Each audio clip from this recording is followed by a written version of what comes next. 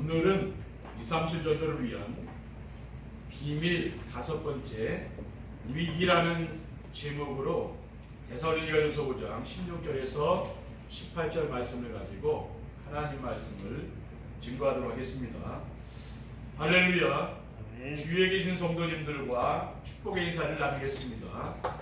참 잘 오셨습니다. 참 잘하셨습니다. 237 전도를 위한 응답 24의 축복을 누립시다. 237 전도를 위한 응답 24의 축복을 누립시다. 237 전도를 위한 비밀 첫 번째는 누구의 도움이 없이 혼자 설 수 있는 영적 독립이고, 둘째는 모든 일과 만남과 사건 속에는 하나님의 계획이 있다는 영적 사실이고, 셋째는 세상 모든 사람이 바라고 복이라고 생각하는 반대 곳에 진짜가 있다는 역발상이며, 넷째는 모두가 경쟁할 때 살리고 세워주는 역할을 하는 시너지라고 하였습니다. 오늘은 237 전도를 위한 비밀 5번째 위기란 메시지를 하나님 우리에게 주셨습니다. 위기란 무엇입니까? 어떤 일이 진행되는 과정에서 갑자기 악화된 상황이나 파국을 맞을 만큼 위험한 고비를 말합니다. 그래서 사람들은 위기를 맞이하면 본능적으로 그 위기에서 벗어나려고 합니다. 그러나 237 전도가 되려면은 위기가 왔을 때 피하지 않고 그 위기 속으로 들어가야 됩니다. 다니엘은 우상 숭배를 하지 않는 것 때문에 어떻게 했습니까? 사자굴에 들어갔잖아요. 사드락, 메삭, 아벳느고는 사자굴 속에 불 속에 들어갔잖아요. 그런 위기가 왔을 때 피하지 않았기 때문에 그 역사가 일어난 거죠. 그렇죠? 왜냐하면은 237 전도는 하나님의 절대 주권을 가지고 계시는 이 절대 주권을 믿는 거예요. 그래서 하나님의 절대 계획이기 때문에 그 누구도 막을 수 없고 반드시 이루어지는 거예요. 237 전도입니다. 그래서 위기는 위험과 기회를 뜻하는 두 개의 글자로 이루어진 것으로 위험과 동시에 기회가 되기 때문입니다. 237 전도를 위한 비밀은 위기는 무엇입니까? 237 전도를 위한 비밀은 위기는 자신의 인생을 점검해 볼 기회입니다. 지금 위기가 왜 왔는지 자신이 살아온 과거를 돌아보는 거죠. 우주와 만물을 지으신 창조주 하나님과 하나님의 아들이신 그리스도를 모르고 살았던 자신의 삶을 보면은 자기 중심, 물질 중심, 성공 중심의 삶을 살았다는 것을 우리가 알게 됩니다. 그리고 위기 앞에서 자신이 지금 할 수 있는 것이 무엇인지 찾아보는 거죠. 위기를 만났을 때는 뭡니까? 지금 내가 할 수 있는 게 무언가를 찾는 겁니다. 로마서 7장 24절 25절에 보면은 오라 나는 곤고한 사람이로다. 이 사망의 몸에서 누가 나를 건져내랴. 우리 주 예수 그리스도로 말미암아 하나님께 감사리로다. 그런즉 내 자신이 마음으로는 하나님의 법을, 육신으로는 죄의 법을 섬기노라고 했습니다. 사도 바울은 어떻게 고백합니까? 나는 비참한 사람이다. 그렇게 자기 자신을 이제 깨달은 거죠. 그렇죠?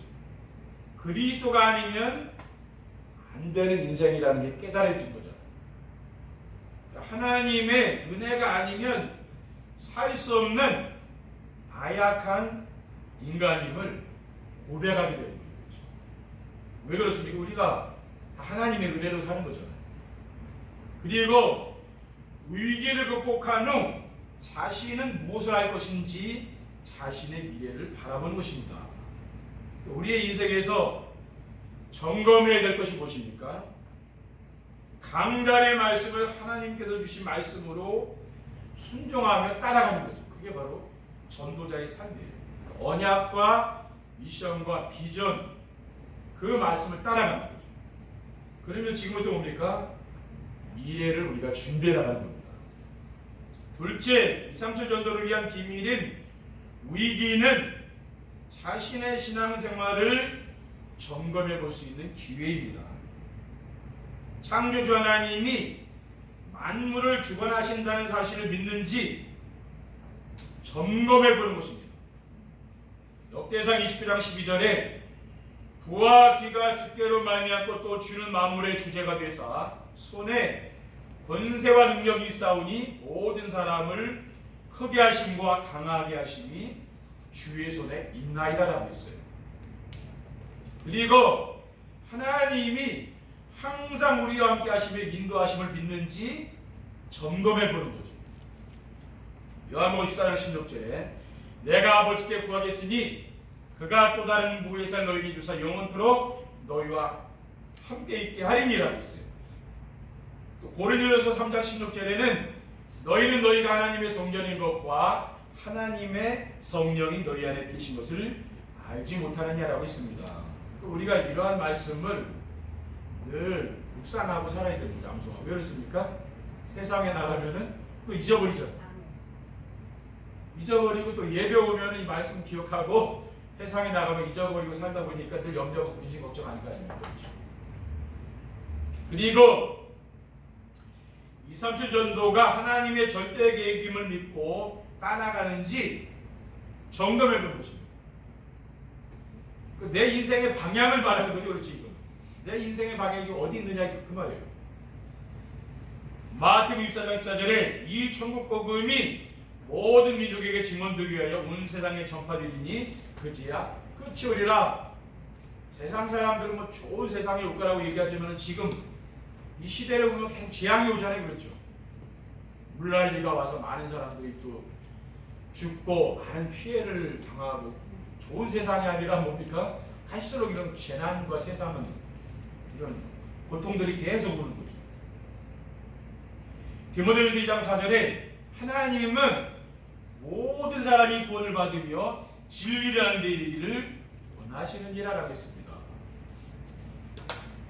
셋째, 237 전도를 위한 비밀인 위기는 인생의 방향을 바꿀 수 있는 좋은 기회가 되는 것입니다. 우리는 뭡니까? 이 말씀을 잘 순종하면서 따라가면 돼요. 우리가 매일매일 우리가 정시 예배를 드리는 것은 그래서 그런 거예요. 그러니까 여러분 아침 시간에 또 뭐 직장 가고 학교 가고 바쁘니까 아침에는 어렵지 않으니까 밤에 주로 하면 되죠. 밤에는 시간 여유가 있잖아요. 그렇죠? 밤 시간을 활용해라. 집중으로 내가 하나님께 기도하는 거예요. 인생의 방향을 어떻게 바꿀 수가 있습니까? 자기 중심의 삶을 그리스도 중심으로 바꿀 수 있는 기회입니다. 인생의 모든 문제는 어디서 왔습니까? 창조주 하나님을 떠나서 사탄의 종노릇한 데서 모든 문제가 온 거죠. 그래서 우리가 뭡니까? 사람들이 우상 섬기고 하는 이유는 딱 그래서 그런 거거든요. 저도 목회하기 전에 이미 목회하기 전에 절이라든가 우상 현장, 무당집 많이 가봤어요. 다 알고 있는 거예요. 이미 목회하기 전에 그건 제가 다 경험을 했다니까요. 근데 지금 목사님들이 뭐가 문제가 있느냐면 지금 신학을 공부하고 그냥 바로 목회를 하잖아요. 그러니까 이런 지식은 있어요. 근데 현장 경험이 없는 거예요. 제가 볼 때는 목회를 바르게 하려면은 신학적인 지식도 있어야 되고 또 성경 지식과 한 가지 현장 경험이 있어야 된다고. 현장이 지금 어떻게 사람들이 지금 살고 있는 걸 봐야 될 거 아니에요. 저는 그렇게 생각을 해요. 다른 사람은 어떻게 생각하는지 저는 그렇게 생각하고 있어요. 그래야 우리가 사람을 이해할 수가 있잖아요. 그래서 이 인생 문제는 하나님 만나 해결됩니다. 다른 것은 해결 안 돼요. 그러니까 오직 한 길, 예수 그리스도를 통해서만 하나님 만나지 다른 것은 만날 수 없다는 거예요. 그래서 하나님 만나는 오직 한 길이 뭡니까? 그게 예수 그리스도입니다. 그래야 인생 문제는 끝나는 거예요. 요한복음 14장 6절에 내가 곧 길이요 진리요 생명이니 나로 말미암지 없고는 아버지께로 올 자가 없느니라. 예수님이 이렇게 말씀하셨잖아요. 그리고 물질 중심의 삶을 하나님 나라 중심으로 바꿀 수 있는 기회입니다. 누가복음 11장 20절에 그러나 내가 만일 하나님의 손을 힘입어 귀신을 쫓아낸다면 하나님의 나라가 이미 너희에게 임하였느니라 라고 했습니다. 그리고 성공 중심, 이 세상 성공 중심의 삶을 바꿔야 되는 거죠. 성령 충만과 증인의 삶으로 바꿀 수 있는 기회가 됩니다. 사도행전 1장 4절에 사도와 함께 모이사 그들에게 분별히 이르시되 예루살렘을 떠나지 말고 내게 들은 바 아버지께서 약속하신 것을 기다리라고 했어요. 또 오직 성령이 너에게 마시면 너희가 권능받고 예루살렘 온 유대 사마리 땅까지 이르러 내 증인 되리라. 또 우리가 뭡니까? 우리 삶의 방향을 이제 바꿔야 되는 거죠. 세상 성공의 방향이 맞춰졌다면 뭡니까? 이것이 세계복음화로 그렇죠. 237 전도와 5천 종족 살리는 것이 내 인생의 방향이 되어야 되는 거죠. 그게 바로 우리 교회의 방향이고 바로 목회의 방향입니다. 237 전도를 위한 비밀인 위기를 기회로 만들려면 어떻게 하면 됩니까? 우리가 위기가 왔을 때 그 위기는 뭡니까? 그냥 기회가 오죠, 그렇죠? 왜냐하면 우리는 강단의 말씀을 믿고 순종하며 따라가기 때문에 그렇습니다. 하나님의 말씀인 성경과 강단 메시지를 인생 매뉴얼로 삼아야 됩니다. 인생 매뉴얼이라는 것은 뭡니까? 우리가 전기밥솥을 사도 사용 설명서라는 게 있잖아요. 모든 것은 설명서라는 게 있잖아요. 우리 인생 사는데 뭡니까? 자동차도 뭔가 그 원리가 있듯이 이 성경대로 움직이게 된다는 그게 매뉴얼이라고 했죠. 그러니까 이 성경대로 내가 안 살았기 때문에 문제가 왔다 그 말이에요. 내가 성경대로 살면은 그 문제는 해결되는 거예요. 그게 바로 사용 설명서, 그게 바로 성경이라는 거죠. 시편 119편 105절에 주의 말씀은 내 발의 등이요 내 길의 빛이니다라고 있습니다. 그러니까 우리가 성경 말씀이 없으면 어떻게 됩니까? 깜깜한 밤을 걸어가는 게 얼마나 무섭습니까? 그렇죠? 뭐 함정도 있을 수도 있고 무섭잖아요. 맹수가 기다릴 수도 있고. 근데 빛, 어둠을 비치는 그 빛, 그게 뭡니까? 그게 말씀이라는 거예요. 시편 119편 103절에 주의 말씀의 맛이 내게 어찌 그리 단지요 내 입에 꿀보다도 다니이다. 잠언 24장 13절에는 내 아들아 꿀을 먹으라 이것이 좋으니라 송이꿀을 먹으라 이것이 내 입에 단이라라고 했습니다. 하나님 말씀이 꿀송이 같이 단 거죠, 그렇죠? 우리 성도님들이 성경을 읽으시면서요, 야 이거 하나님 말씀이 꿀같이 달구나 그걸 느끼셔야 돼요. 그래서 이스라엘 그 사람들은 자기 자녀들한테 성경을 읽히면서 꿀을 준다 했잖아요. 이 말씀이 너에게 꿀 같은 거야. 어릴 때부터 교육을 시킨다 하지 않습니까? 그렇죠? 그리고 계시록 1장 3절에는 이 예언의 말씀을 읽는 자와 듣는 자와 그 가운데서 기록한 것을 지키는 자는 복이 있나니 때가 가까움이라 했습니다. 그러니까 성경 말씀을 읽고 또 듣고 뭡니까? 이 기록한 말씀을 그냥 읽지만 말고 뭡니까? 이것도 행하는 거죠. 이 말씀대로 살려고 노력하는 거예요. 그래서 우리가 성경을 읽는 거 아닙니까? 그렇죠. 그리고 사람이 떡으로만 사는 것이 아니요 하나님 말씀으로 살기 때문입니다. 마태복음 4장 4절에 보면은요, 마귀가 이 공생애를 예수님이 제자들과 공생애 시작하기 전에 40일 동안 금식하셨잖아요. 금식하면서 마귀에게 시험을 받았죠, 그렇죠? 근데 마귀가 이 돌을 가지고 떡을 만들어 먹으라 그랬죠. 배고프니까 얼마나 배고프겠습니까? 40일 금식하셨는데 예수님 뭐라 했습니까? 마태복음 4장 4절에 예수께서 대답하여 이르시되 기록되었으되 사람이 떡으로만 살 것이 아니요 하나님의 입으로부터 나오는 모든 말씀으로 살 것이니라 하였느니라. 우리가 물론 육의 양식은 먹는 거잖아요, 혹시. 근데 영의 양식 뭡니까? 하나님 말씀을 먹고 살아야 된다고 말이죠. 그래서 우리가 왜 교회 나옵니까? 예배 드리면서 말씀으로 내가 듣고 은혜 받고 힘을 얻어야 되는 거죠. 그래야 한 주간의 삶이 내가 행복한 겁니다. 둘째, 세상은 창조주 하나님의 절대 주권과 절대 계획 안에서 움직임을 믿어야 됩니다. 왜냐하면은 인생의 생사복과 국가의 흥망성쇠가 하나님의 손에 있기 때문에 그래요. 사무엘상 2장 6절에 7절에 여호와는 죽이기도 하시고 살리기도 하시며 수월에 내리기도 하시고 거기서 올리기도 하시는도다. 여호와는 가난하기도 하시고 부하기도 하시며 낮추기도 하시고 높이기도 하시는도다. 모든 것이 뭡니까? 하나님의 계획 속에 있다는 말이에요. 이게 주권입니다. 그리고 하나님의 절대 계획은 237 나라 5천 종족에게 복음이 증거되는 겁니다. 다니엘서 12장 3절에 지혜 있는 자는 궁창의 빛과 같이 빛날 것이요 많은 사람을 옳은 대로 돌아오게 한 자는 별과 같이 영원토록 빛나리라. 하늘의 별과 별은 별이 바뀌는 거 맞습니까? 영원히 빛나는 별과 같이. 그랬어요. 마가복음 16장 15절에 16절에 너희는 온 천하에 다니며 만민에게 복음을 전파하라. 믿고 세례를 받는 사람은 구원을 얻을 것이요 믿지 않는 사람은 정죄를 받으리라 하겠습니다.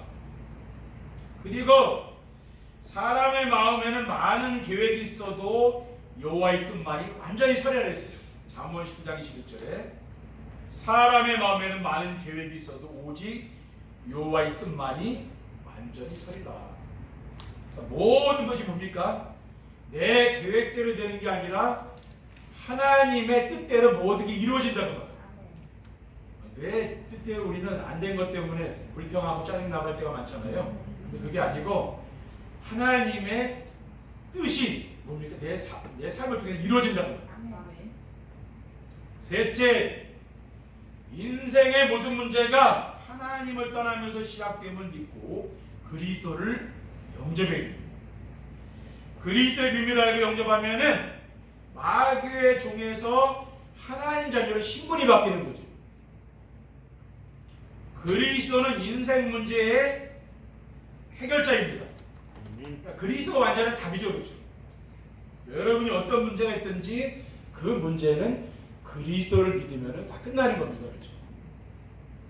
인생의 모든 문제는 창조주 하나님을 모르고 자기중심, 물질중심, 성공중심의 삶을 사는 거. 왜 그렇습니까? 세상 사람들은 다 이 속에 있다니까요. 그건 부인할 수 없는 거죠.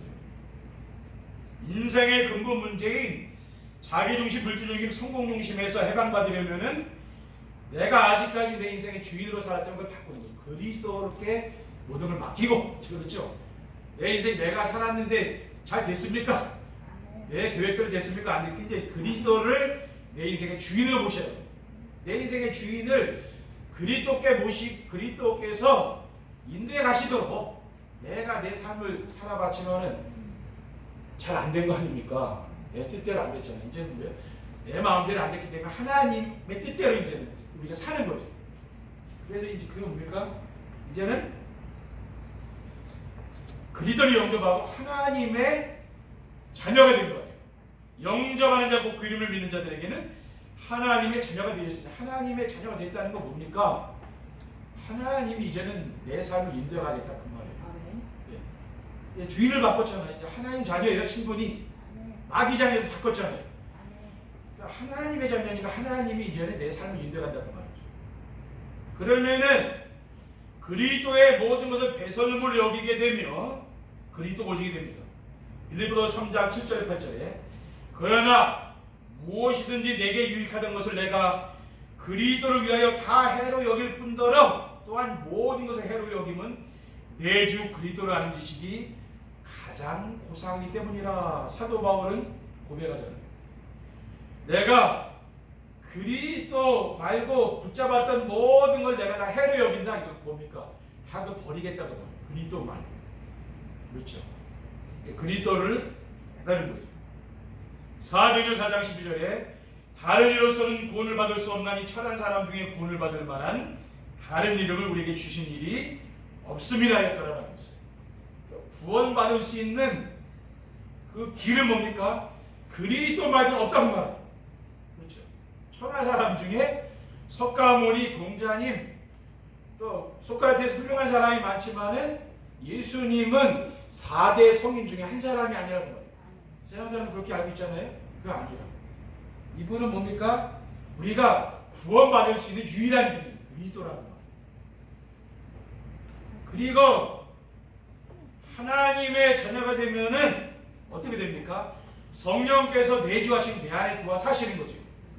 또 보호하시며 삶을 인도해 주세요. 시편 121편 3절에 8절에 여호와께서 너를 실족하지 아니하게 하시며 너를 지키시는 이가 졸지 아니하시리로다.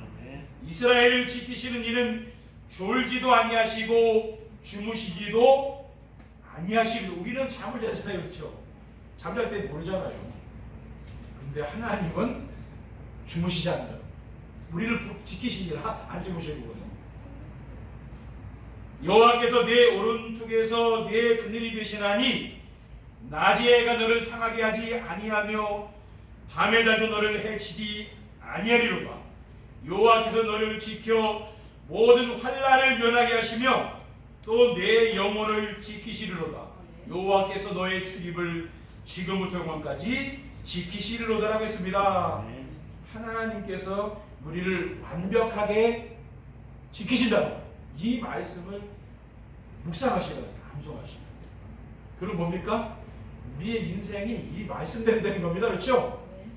내가 어떠한 지식을 가지고 사느냐 중요한 거죠. 이 말씀을 늘 암송하고 묵상하는 사람은 이대로 되는 거예요. 그렇죠? 그리고 성령의 보호와 인도를 받으면은 세상에 부러운 사람이 없이 행복하게 됩니다. 신명기 34장 29절에 이스라엘이여 너는 행복한 사람이로다. 여호와의 구원을 너가 얻은 백성이 누구냐? 그는 너를 돕는 방패시요 내 영광의 칼이시로다. 내 대적이 내게 복종하리니 내가 그들의 높은 곳을 밟으리로다라고 했습니다. 그러니까 너는 행복한 사람이로다라고 했잖아요. 너같이 여호와의 구원을 얻은 사람이 누구냐? 그러니까 나는 행복한 사람입니다. 매일 고백하기 바랍니다. 그럼 여러분이 인생이 어떻게 되느냐? 말대로 되는 거예요. 그렇죠? 아니 뭐 죽느니 뭐 그런 얘기하면 말대로 되는 거예요. 나는 행복한 사람입니다. 그렇죠? 늘 이렇게 고백하시기 바랍니다. 인생이라는 것은 말대로 되는 거예요. 노래도 늘 슬픈 노래 부르는 사람은 그렇게 노래대로 돼요. 그렇죠? 그 엘비스 브레플레스 그 슬픈 노래 낙엽 따라 가버린 사람 그렇게 갔다 그러잖아요. 차중락이라는 사람이 그 노래 따라 불렀는데 그렇게 갔대잖아요. 그러니까 우리 인생이라는 건 말대로 되는 거예요. 늘 여러분이 좋은 말 하셔요. 그렇죠? 그게 중요하다. 그러니까 어떤 말씀이 내 마음에 있느냐가 중요해요. 그래야 그 말이 나가는 말이 좋은 말이 나가요. 결론입니다. 237 전도를 위한 비밀인 위기를 기회를 만들면 어떻게 됩니까? 어떤 고난도 이겨낼 수 있습니다. 위기가 왔을 때 인생을 점검해보고 신앙생활을 점검해보며 인생의 방향을 바꿀 수 있는 기회로 삼으면 어떤 고난이 와도 흔들리지 않고 이겨내게 나갈 수 있는 힘이 생기는 겁니다. 로마서 5장 3절에 4절에 다만 이뿐 아니라 우리가 환난 중에도 즐거워하나니 이는 환난은 인내를 인내는 연단을 연단은 소망을 이루는 줄 알미로다고 하였기 때문입니다. 둘째, 범사에 감사가 들고 미래 걱정을 하지 않습니다. 모든 만남과 사건이 하나님의 절대 주권과 절대 계획 안에서 일어나는 일임을 믿으면은 짜증내거나 불평불만하지 않는다는 거예요. 항상 기뻐하고 쉬지 않고 기도하며 모든 일에 감사하는 삶을 살게 됩니다. 그러면 이제 미래 걱정도 하지 않아요. 하나님이 책임져 줄 걸 믿으니까. 내 인생의 모든 걸 다 하나님께 맡겼기 때문에 뭡니까? 하나님이 책임져 줄 것을 내가 믿는 거죠. 미래. 그래 평안하게 살 수가 있습니다. 오늘 본문이죠. 항상 기뻐하라, 쉬지 말고 기도하라, 범사에 감사하라, 이것이 그리스도 예수 안에서 너희를 향하신 하나님 뜻이라 했어요. 아멘. 마지막으로 2, 3, 7을 살리는 플랫폼과 파수망대와 안테나가 될 수 있습니다. 날마다 강단의 말씀을 가지고 정십의 축복을 누리면은 나중심, 불중심, 성공 중심의 삶에서 빠져나오게 돼요. 다른 곳에는 나오기 어렵죠. 정시예배를 통해서 이게 나오는 겁니다. 그렇죠? 예, 그 말씀에서 들어가니까 빠져나오는 거예요. 오직 그리스도가 되어서 복음으로 행복한 성도가 됩니다. 다른 것이 아니라 복음으로 행복한 성도가 되는 거죠. 그러면은 어떤 고난과 위기도 이제 기회가 되는 거예요. 그렇죠? 하나님이 뭡니까? 축복하시는 그 기회가 온 거예요. 그러면은 그 사람이 영적 서밋입니다. 가문 살리는 플랫폼과 지교회가 되고 지역의 우상문화를 무너뜨리는 파수망대가 되며 2, 3, 7나라 5천 종족과 말씀과 기도로 소통하는 안테나가 되는 줄 믿습니다. 이번 한 주간 우리 성도님들이 정말 이 뭡니까? 이 제목 있죠. 위기는 기회가 된다. 또 오늘 데살로니가서 5장 16절 18절 이 본문 말씀 있죠. 이걸 또 묵상하시라. 그러면 내 인생이 이렇게 흘러가는 거예요. 여러분이 뭡니까? 이 하나님의 축복의 그 시간표 속으로 들어가는 거예요. 그 응답을 누리시기를 주님의 이름으로 축원드립니다. 기도하겠습니다. 사랑의 하나님 감사합니다. 오늘 주신 언약 미션 비전의 말씀을 굳게 붙잡고 정말 위기를 기회로 만드는 축복의 사람들이 될 수 있도록 인도해 주시옵소서. 주 예수 그리스도의 이름으로 기도드립니다. 아멘.